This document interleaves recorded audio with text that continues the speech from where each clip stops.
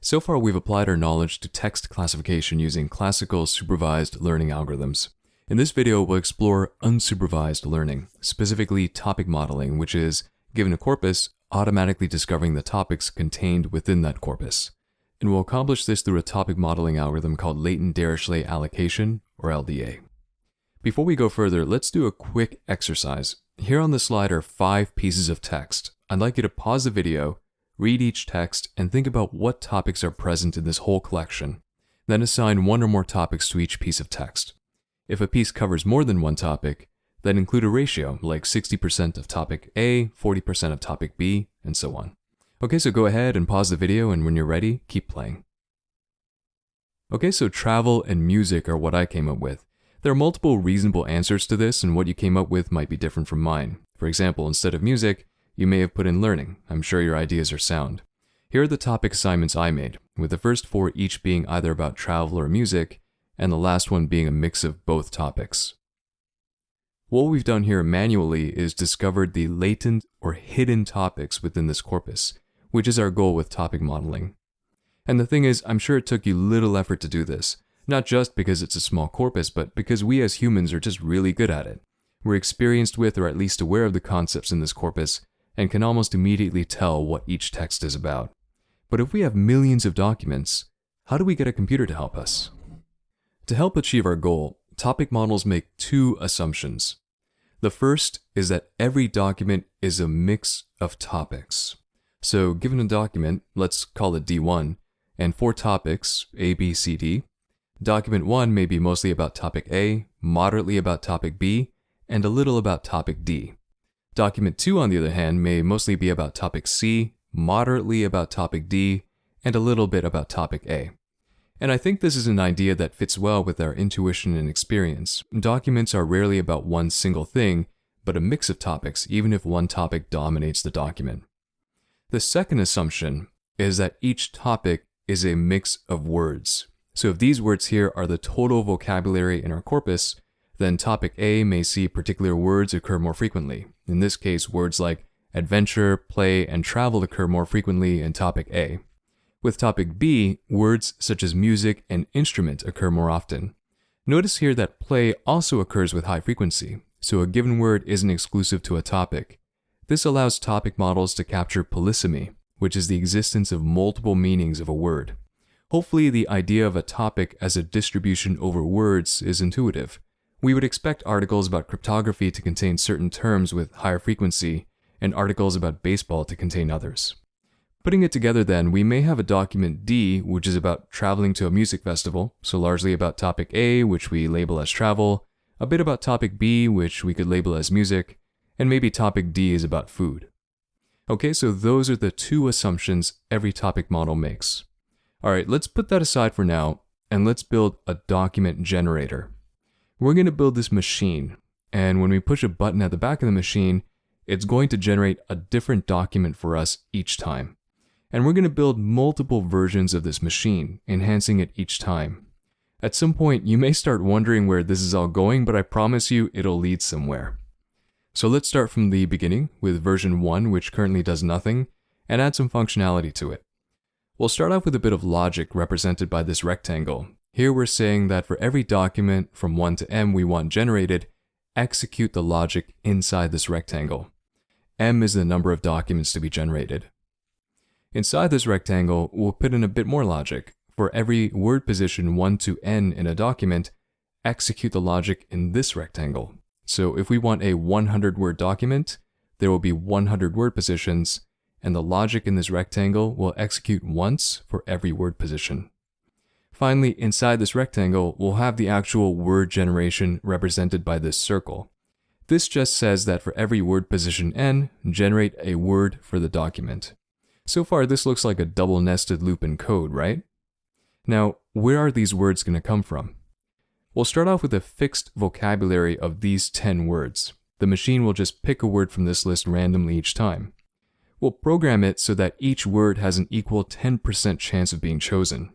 Just to be sure, here we've applied a probability distribution to the list. A probability distribution just describes all the possible outcomes of a random event and their associated probabilities. Specifically, this is a multinomial distribution because the number of outcomes is greater than 2 and all the probabilities sum up to 1. We'll place this vocabulary and multinomial distribution in our machine, and the machine will pick randomly or sample from this distribution each time it needs to generate a word. And that's version 1. For every document, and for every word position in the document, sample a word from this vocabulary with its fixed distribution. So if we tell the machine to generate 3 documents of 5 words each for us, we might get something like this. Pretty simple, and I'm sure we could create this machine in Python within reasonable time. Something to note here is that the topic model we're covering is a bag of words model, and so word order doesn't matter. Let's look at version 2. Right now we have a single uniform distribution for our vocabulary.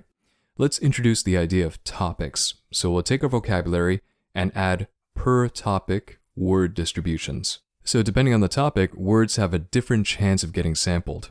Each topic then is a specific probability distribution over words. For topic 1, cat, dog, and internet have a higher chance of being sampled. Topic 2 has its own set of words which occur more often, and so does topic 3. I'm going to shrink this table to fit in other things. Alright, we need to tell the machine which topic to use when it generates a document. And we'll represent this topic with phi. So we can set phi to T1, T2, or T3. Phi then will be a particular multinomial distribution. From there, everything remains the same. Words are just sampled from phi rather than a single fixed distribution. Okay, so for version 2, the major change is being able to set a topic and having words chosen from that topic word distribution. So if we set the machine to generate a 10-word document using topic 2, we might get something like this, where words like moon and orbit occur more often than the other words. Let's keep enhancing the machine with version 3. Each document we generate now has only one topic, but we know that documents are often about a mix of topics. So for version 3, we want each document to have a different topic mix. For example, we may want a document that's 60% topic 1, 30% topic 2, and 10% topic 3. Let's represent this mix with theta. Theta is a vector representing our topic mix. In this case, since we have 3 topics, theta will be a vector of size 3, with theta 1 representing the ratio for topic 1, theta 2 for topic 2, and so on. Notice that theta is inside the rectangle for each document, because each document is going to have its own topic mix. To make this work, we need to add a bit more logic. Our machine is already sampling words, but we also now need it to sample topics, so we'll add z here inside the rectangle for each word position. Now, for every word position n, a topic will first be sampled from theta. The resulting topic is represented by z, and depending on which topic is sampled, pick a word from that particular topic word distribution. If that sounds confusing, we're going to walk through an example to clarify this.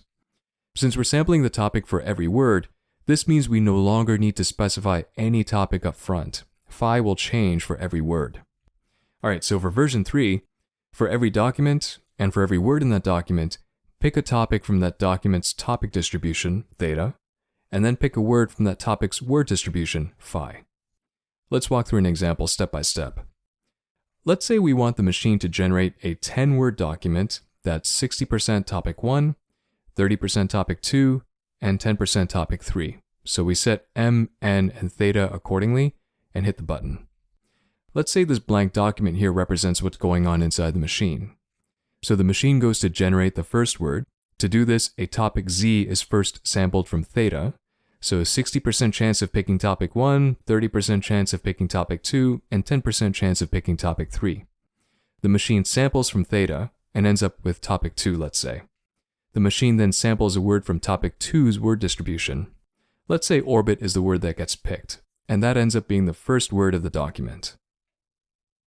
The machine then does the exact same thing for the second word. For the second word position, the machine samples another topic from theta. This time, let's say it's topic 1. A word is then sampled from topic 1's word distribution, and let's say that turns out to be cat. That becomes the second word. And this is done for every word until we end up with our document, which might look like this. If our document's long enough, then roughly 60% of it should have words which occur more frequently in topic 1, 30% of it should have words which occur more frequently in topic 2, and 10% of the document should have words which occur more frequently and topic 3. Hopefully it's clear so far how this machine works and how our initial topic distribution influences the output. We've reached a milestone with version 3. Each document is now a distribution over topics, and each topic is a distribution over words. And that matches the 2 assumptions every topic model makes, which we talked about earlier. We aren't done yet though. We want to make 2 more big enhancements. For version 4, we want to get away from having to explicitly specify each document's topic distribution. Instead, we want the machine to randomly generate a topic distribution for us so that it can vary freely. To do this, let's talk about sampling multinomial distributions. Imagine a triangle where each point is a triplet. The top of the triangle is 1, 0, 0, the bottom right is 0, 1, 0, and the bottom left is 0, 0, 1. When we sample a point from this space, we get a vector representing where the point is relative to the corners. So this point here is 0.6, 0.25, and 0.15. The larger quantity of 0.6 in red signals the point is closer to the top corner. Note how all the elements in this vector add up to 1, just like a multinomial distribution. This point here is closer to the lower left corner and has vectors reflecting that. And a point right at the corner would look like this. This triangle is known as a simplex, in this case a 2-dimensional simplex. If sampling from this triangle yields a vector with length equal to the number of corners and all the elements adding up to 1, then we can use these vectors themselves as multinomial distributions. Let's clarify this further by applying this to what we want to do. Let's say each corner now represents one of our topics. Sampling from this space then will yield a topic distribution for a document. We could even place each one of our documents in this space based on its topic distribution. So maybe placing some corpus in this space based on each document's topic distribution gives us this. This particular document is almost entirely about topic 1, maybe 80%, and very little about topics 2 and 3, 10% each. While this document in the middle of the space is equally about topics 1, 2, and 3.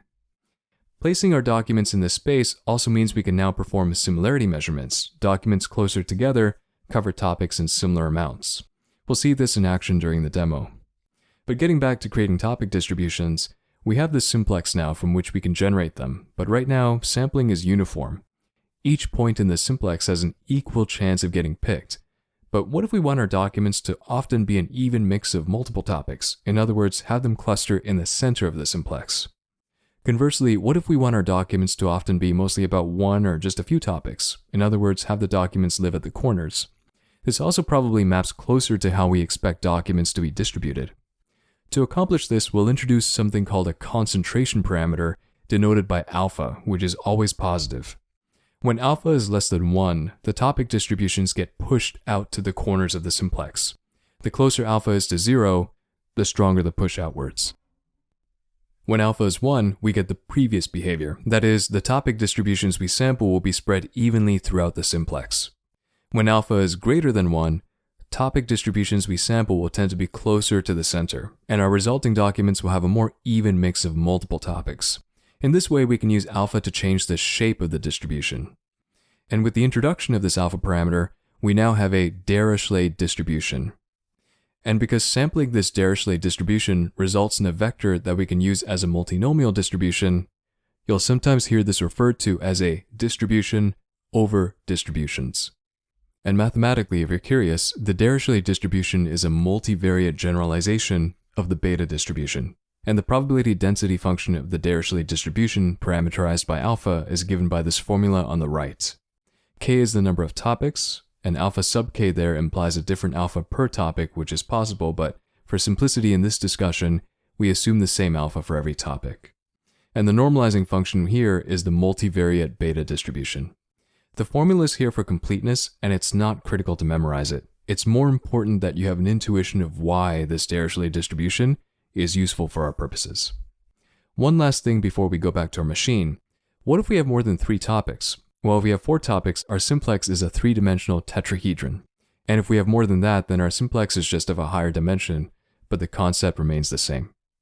Okay, going back to our machine, we now have a means to generate topic distributions. What we'll do is plug in a Dirichlet distribution here, denoted by alpha. That'll be the source of our per document topic distributions. For each document, our machine will first sample from this Dirichlet distribution and use the result as the distribution for the document's topics. Everything else remains the same. So for each word, we'll still sample from the topic distribution theta, and then based on which topic we get, we'll sample from the corresponding word distribution. All right, last version, version 5. We stopped hard-coding our per document topic distributions, but we still have hard-coded per topic word distributions. Let's replace that with a Dirichlet distribution as well. Going back to our simplex, each corner now is a word. For simplicity, let's pretend we have a vocabulary of only 3 words, but as we discussed, this extends to arbitrary dimensions. Each point in the simplex represents a topic, or distribution over words. So this topic at the top has the word cat occur frequently and may have a distribution that looks like 80-10-10 in percentages, while this other topic favors the word dog mostly, but also moderately cat, and maybe this topic is more about common house pets. But the idea is the same as when we discussed per document topic distributions. This distribution will have its own concentration parameter called beta. So when beta is below 1 and closer to 0, most topics will have a few high-frequency words setting them apart.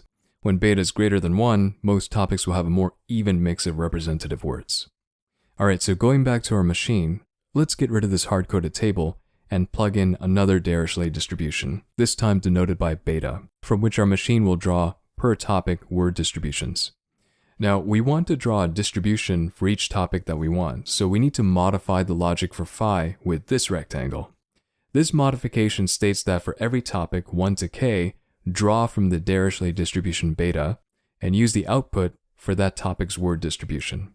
So if we want our machine to have 3 topics, there will be 3 draws from beta, 1 per topic. And that is version 5.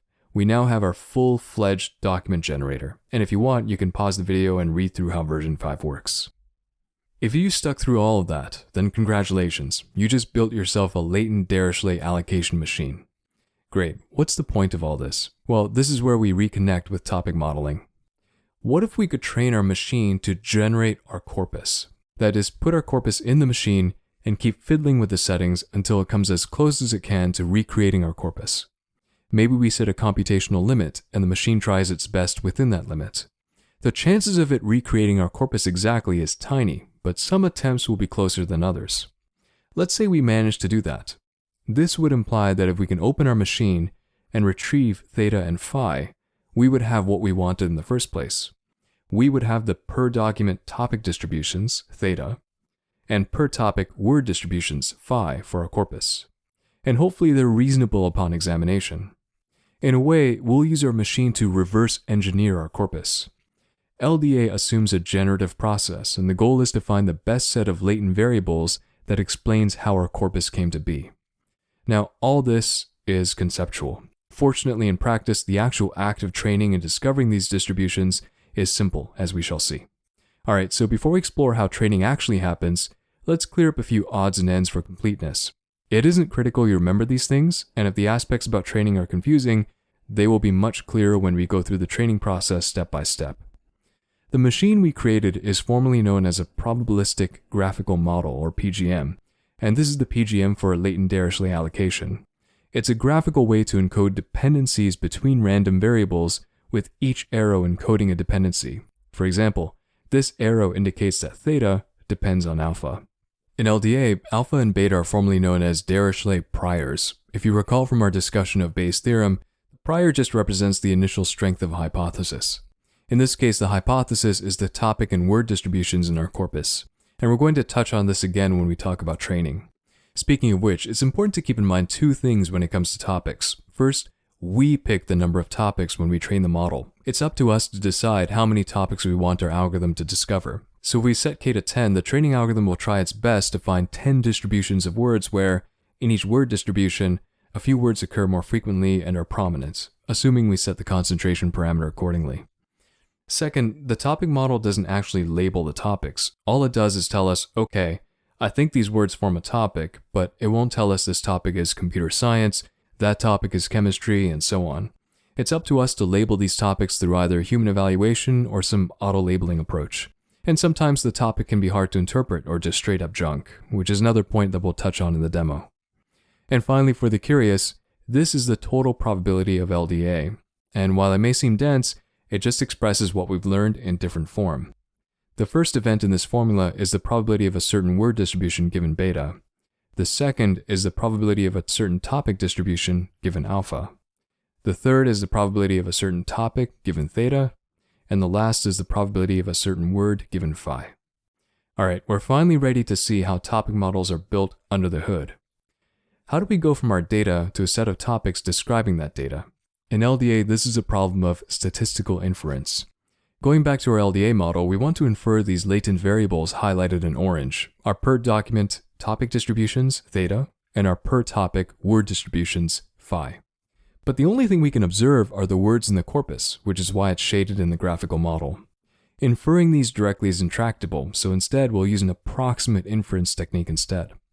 There are a variety of these techniques, but we're going to focus on a particular one called Collapsed Gibbs Sampling. Gibbs sampling is a Monte Carlo Markov chain or MCMC algorithm. MCMC is a class of algorithm for sampling from multivariate probability distributions, and Gibbs sampling in particular provides an easy way to sample from high-dimensional distributions. So if you have a joint distribution that's difficult to sample from directly, as we have here, Gibbs sampling is a way to sample only one random variable at a time while fixing the values of the other variables. If you aren't familiar with this, it'll be clearer once we step through an example, and I've also included links in the references. The collapsed in collapsed Gibbs sampling comes from having both theta and phi integrated out. Because of the way LDA is structured, theta and phi can be integrated out, and we can focus exclusively on inferring z, the per word topic assignments, which is a much smaller space to cover. And by arriving at the most likely word topic assignments in our corpus, we will be able to easily derive the other two latent variables. Let's walk through an example to see how collapsed Gibbs sampling works under the hood. Full disclosure, I straight up stole this example from Emily Fox at the University of Washington. Alright, so first, we'll go through the flow at a high level, then work through an example step by step. Let's say we have a corpus and this is one of the documents, and we'd like the LDA model to identify 3 topics in our corpus, which we've color-coded. The first step is to randomly assign a topic to every word in every document. In this illustration, only a few words were assigned a topic for clarity, but in practice, every word you see here would be randomly assigned a topic. The second step is to count how many times each topic appears in the document we're currently looking at. What we'll end up with is a frequency table showing that for document D, topic 1 occurs X number of times, topic 2 occurs Y number of times, and so on. The third step is to count how many times each word in our corpus is assigned a particular topic. So you'll end up with another frequency table here showing the word heroic might be occurring 10 times in topic 1, 0 times in topic 2, and 30 times in topic 3. The fourth step is when we enter a sampling loop.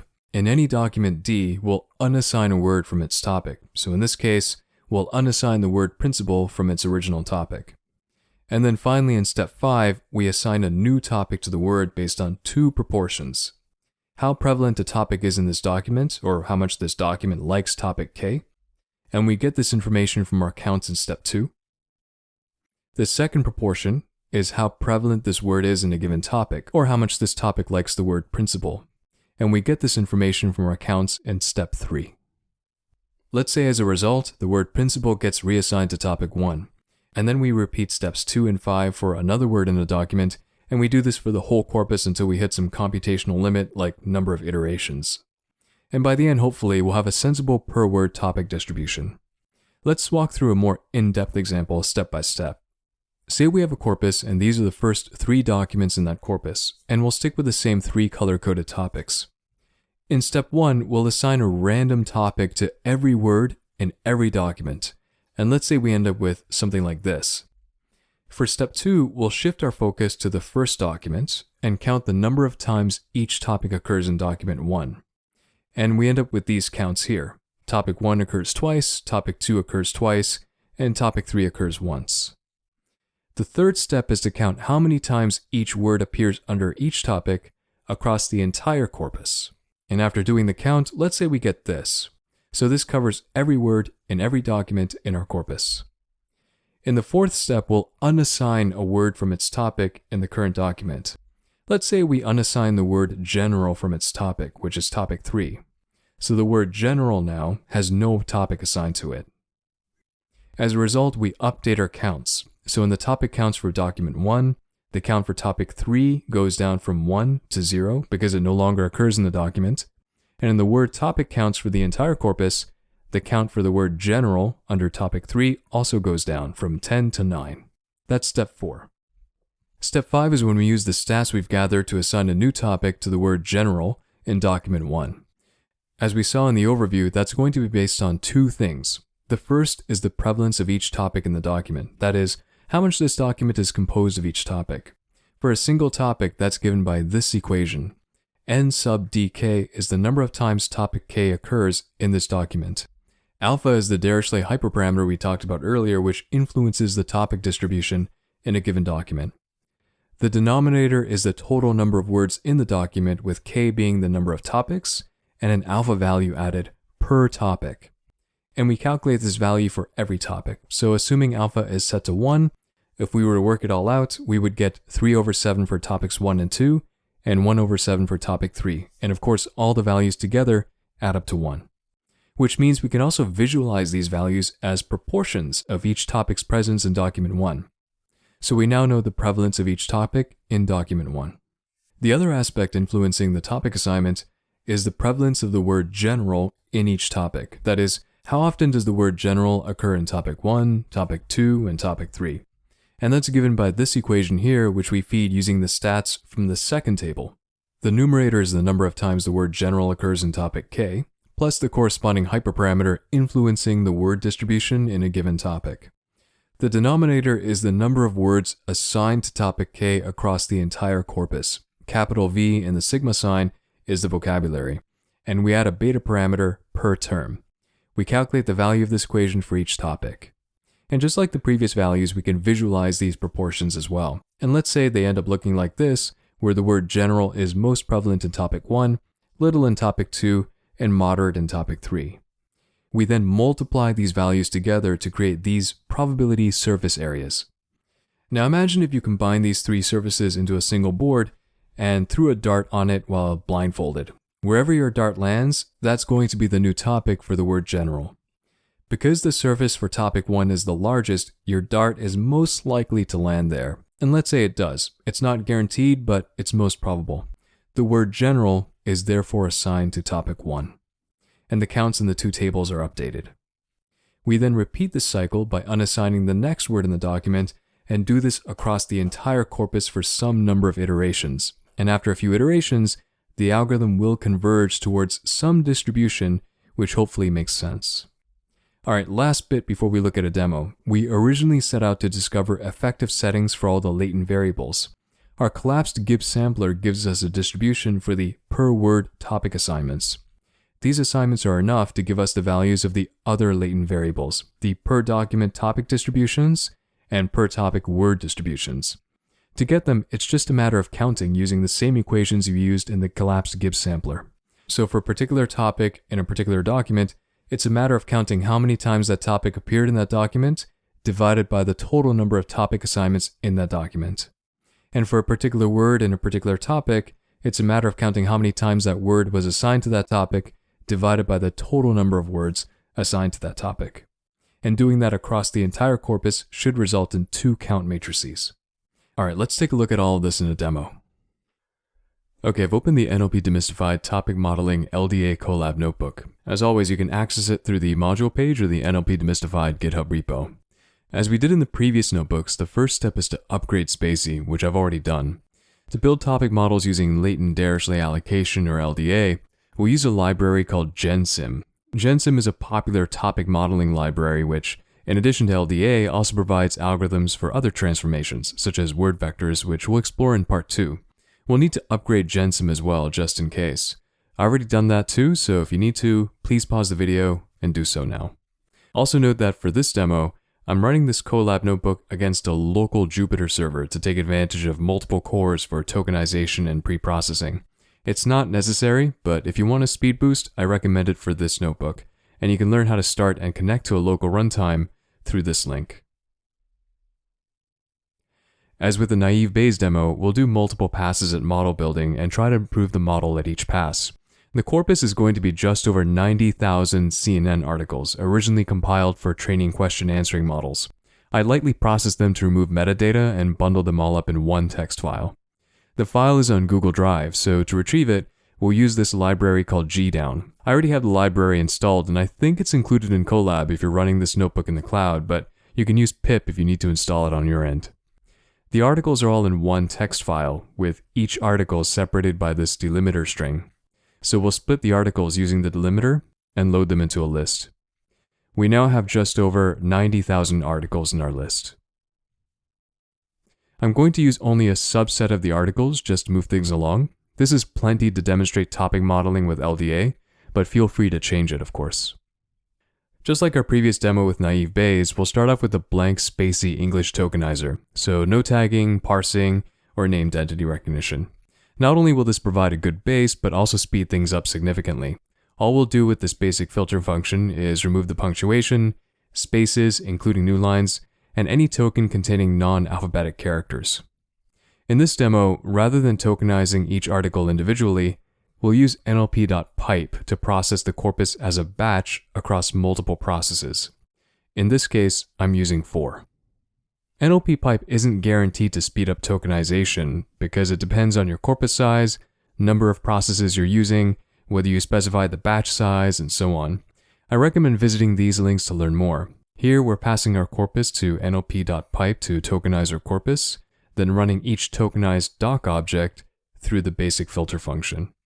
I'll fast forward through this, but if you're following along, feel free to pause the video until it's done on your side. Once that's done, we can check out the first article, tokenized and filtered. We'll start off by asking the model to identify 20 topics. There isn't a clear recipe on how to choose the number of topics. It's often about experience and some intuition. Here I'm using 20 topics for 20,000 articles because my reasoning is that this is a mainstream general news corpus, and so each topic is going to be fairly broad. Topics such as politics, sports, and business, and so on.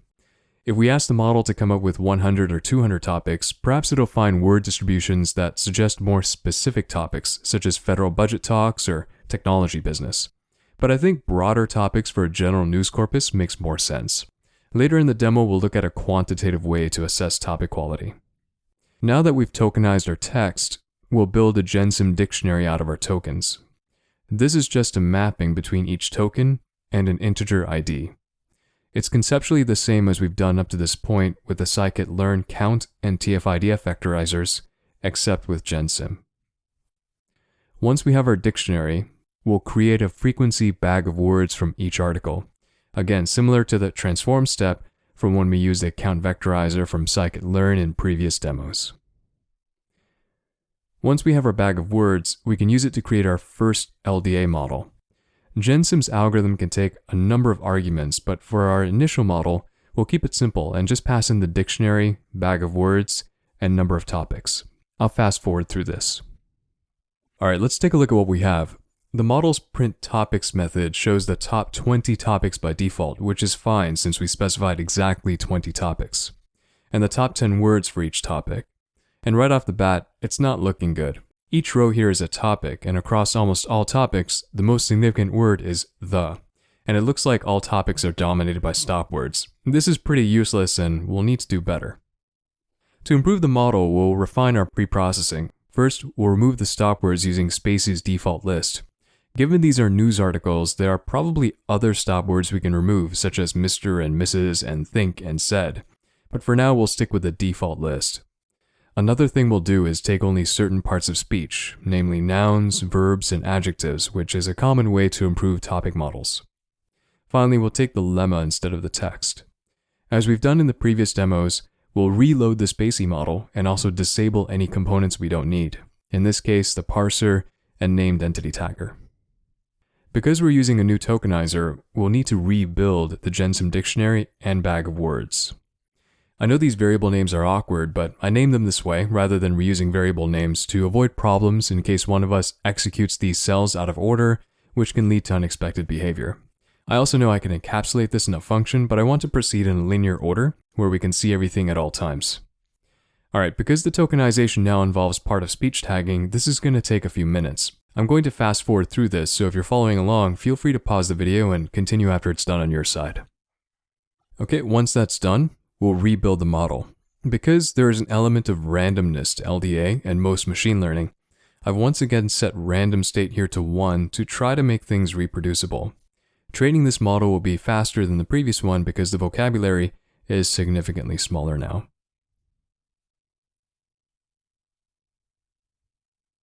Okay, let's check out the topics. Okay, so this is looking better in that there's a bit more variety in the words under each topic. For example, one topic has words such as health, doctor, patient care, and medical, suggesting a medicine topic. But still, we can see the top word in almost every topic is the word say, which is likely from lemmatizing the word said, which we'd expect to occur frequently in news corpora. Let's see if we can do better.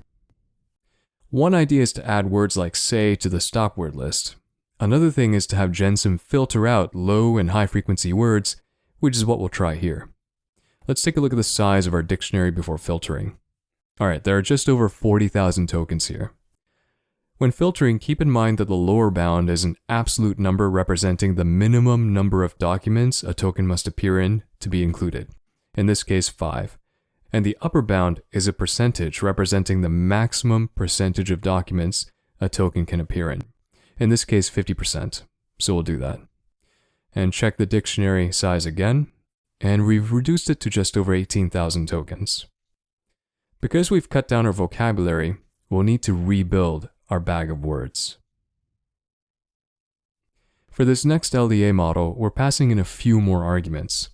Alpha is the prior on the document topic distributions, and instead of beta, Gensim uses eta for the prior on the topic word distributions, and we're setting them both to auto to let the algorithm learn the best priors.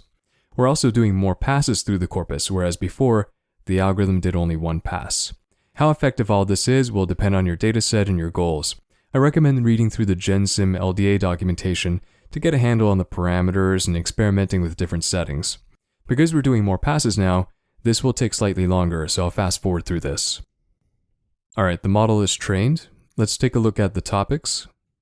Okay, so at a glance, we can see there's a greater mix of words comprising the topic, so hopefully we have something sensible. If we look closely at the topic word distributions, we can see themes such as crime, legal, and travel, among others. Taking a look at the alpha and eta values the algorithm arrived at, we can see they're well below 1 for everything. This means that most articles will be dominated by one or a few topics, and most topics will be dominated by a handful of words. Given this is a news corpus, this makes sense. We can use the model's getDocumentTopics method to view the topic distribution for a given article. This is a snippet of the first article from our dataset. And here we have the topic distribution for that article, so topic 18 and 12 are the most prevalent here. To get a look at the top words comprising a topic, we can use the showTopic method. So here we have the top words for topic 18, which has words like military, attack, force, kill, and so on, suggesting war and military actions. For the second most prevalent, 12, we have words like child, school, health, and so on. And it's an interesting result because the article seems to be about someone's opinion of a child's welfare in war-torn Afghanistan. This function below takes an article index and minimum topic probability and returns the topics and topic words for that article. The min topic prob parameter just means list only topics which have this minimum distribution value. So we'll set the min topic prob to 0.25 here and take a look at the article at index 1. Okay, so the Hard Rock Cafe franchise, famed for its rock and roll memorabilia, is expanding its reach into hotels.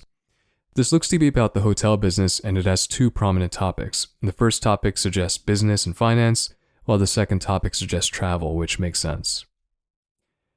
For the article at index 10, we have the House Republican leadership up the ante Thursday in the ongoing debate over the size and scope of the federal budget, which appears to be about politics and specifically debates over the federal budget. And there's one topic dominating here with words which are related.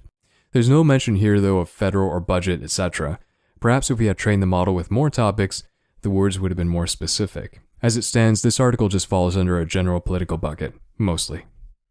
For the article at index 100, we have a tip led to Wednesday's arrest in Louisiana of a suspected serial bank robber dubbed the Granddad Bandit. And the major topic there is crime related, but more specifically about legal proceedings related to crime. Let's do two more. After a humbling League Cup defeat at the hands of lowly Sunderland, This is about football or soccer, and the keywords match the theme. And the last one is about a terror attack in France a few years ago, and the dominant topic seems to be about violent incidents themselves. So among the models we trained, this one's the best so far because there's a sensible link between articles and the most prevalent topics comprising them. But so far, these have been only qualitative judgments. Evaluating topic models using quantitative techniques is difficult and an ongoing area of research and debate. And despite there being a few quantitative measures, they're more of a signpost than a clear, indisputable metric. Here we'll use coherence, which in Gensim is implemented as a pipeline with some similarity measurements. We won't go into great detail here, but basically, if we think of a topic as a mix of particular words, then how semantically coherent that topic is can come from measuring co-occurrence. Here we're using a measurement called UMass, which measures how often the top words in the topic co-occur in a document versus how often they occur independently. They're log measurements, so that's why the score is negative. I don't take this score very seriously, and I think it's better to use human judgment and performance on downstream tasks. I recommend reading this paper and watching these videos to learn more about the practicalities and drawbacks of quantitative topic model evaluation. Ultimately, the best model is the one with topics most interpretable for your use case. When it comes to human evaluation, other than asking someone to provide their interpretations, we can use techniques like topic and word intrusion. With word intrusion, we can take a word from a topic and insert it into another topic and see if someone can identify the intruder word. The easier they can identify the intruder, the better defined the topic probably is. And we can also visualize the topics using word clouds. Here we'll render the first 9 topics. So the first one looks to be about politics, the second about state and federal laws, the third seems to be about medical research and the Food and Drug Administration, though the word dog there is odd. The fourth is about violent police actions or violent crime, the next about transport. This one seems to be about content and social media. Down here we have criminal proceedings. This one I have no idea, and it's probably a junk topic. And this one seems to be about municipal concerns, though it doesn't seem particularly strong either. But the coolest thing in this notebook is searching for similar articles. Gensim has a similarities module from which we can generate an index, much like we did in the TF-IDF demo. The major difference here is that word overlap isn't necessary. Because similarity will be measured by topic distributions rather than word presence, similar documents which don't share the same keywords will still come up in search results.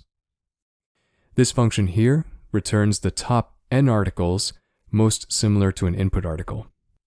So for the article at index 0, the input article is about children in war-torn countries, and the top matching articles clearly share some similarity. So, children as young as 10 years old increasingly face horrific abuse in war-torn Somalia. More than 11,000 children have been killed in the nearly 3-year civil war in Syria. For the article at index 10, the results are articles also overlapping with politics, politicians, and budgetary concerns. And finally, for the article at index 100, that's the article about the arrest of the bank robber, and the similar articles also concern crimes and mostly about arrests. We can also search based on articles outside of our corpus. So here I have 2 excerpts from other news sources. The only extra step we need to take here is tokenize the input and turn it into a bag of words. The first blurb is some press release about a stock issuance, and the search results overlap with economic and business news. And this other blurb here is about a DEA agent imprisoned for working with drug cartels. The similar articles returned are also about crime convictions, but specifically most of it is related to governmental personnel. Just keep in mind that the nature of the search results need to make sense. If our corpus was from the 1950s, any search about cryptocurrencies or social media would probably perform poorly. Sounds obvious, but something to keep in mind for your use case. Okay, so that is topic modeling with LDA and how to perform search using the resulting distributions. A few closing thoughts and things to explore. In the slides, we covered collapsed Gibbs sampling as a technique to infer topic and word distributions. Gensim uses an alternative technique called variational Bayes, which is faster, but in my experience, the results aren't as coherent as Gibbs sampling, though they're close. Mallet is an alternative topic library, which does use Gibbs sampling, but it's Java-based, and Gensim no longer offers a wrapper around it. But if you're comfortable with Java, it's worth exploring. Gensim, on the other hand, is more memory efficient, and can train documents in a stream and on a cluster of machines. Scikit-learn also has an LDA model, which you can explore. Maybe try using it on the 20 newsgroup set and see what you can get. Pyle Davis is an alternative way to visualize topic models, and as an exercise, see if you can use it here. LDA in general works best on large corpora with long documents. You probably won't get good results using LDA on tweets or text messages, for example. And finally, whether a topic is good depends more on your use case, human interpretation, and downstream results rather than a strict quantitative measure. Okay, so in this video, we covered the details of topic models and latent Dirichlet allocation in particular. There are a number of use cases for topic modeling. One thing we've already seen is using a topic model as part of a recommendation system, especially when the topics in our data are well delineated. There's brand and media monitoring, where you can scan blogs, news outlets, and forums and see which major issues people are talking about. A corpus of customer service interactions can be bucketed into topics and perhaps tagged with likely resolutions to assist support operations. This can also be generalized as part of a knowledge management system. Finally, the topics themselves can be features in a downstream system. There are other models available, including latent semantic analysis, which uses a dimensionality reduction technique called singular value decomposition, or SVD. SVD is a general technique used in a number of fields, and I think is worth learning. I've linked to a YouTube series with Steve Brunton, a professor at the University of Washington, on the subject, and he shows a variety of cool use cases for it. There's hierarchical Dirichlet process, or HDP, which is similar to LDA, but also makes the number of topics itself a random variable rather than fixed. There's non-negative matrix factorization, which is another decomposition-based technique. There are also plain clustering algorithms, which separate documents into hard buckets. That is, each document belongs to only one category, which may be all you need in some cases. And there are newer transformer-based models as well, and we'll learn all about transformers in part 2. Alright, so that was a lot to get through, but we've made it to the end of part 1. Hopefully you now have the tools to get everyday NLP tasks done, and the knowledge to know what's going on under the hood and to pick up more as needed. Let's take a break and pick it up again in part 2.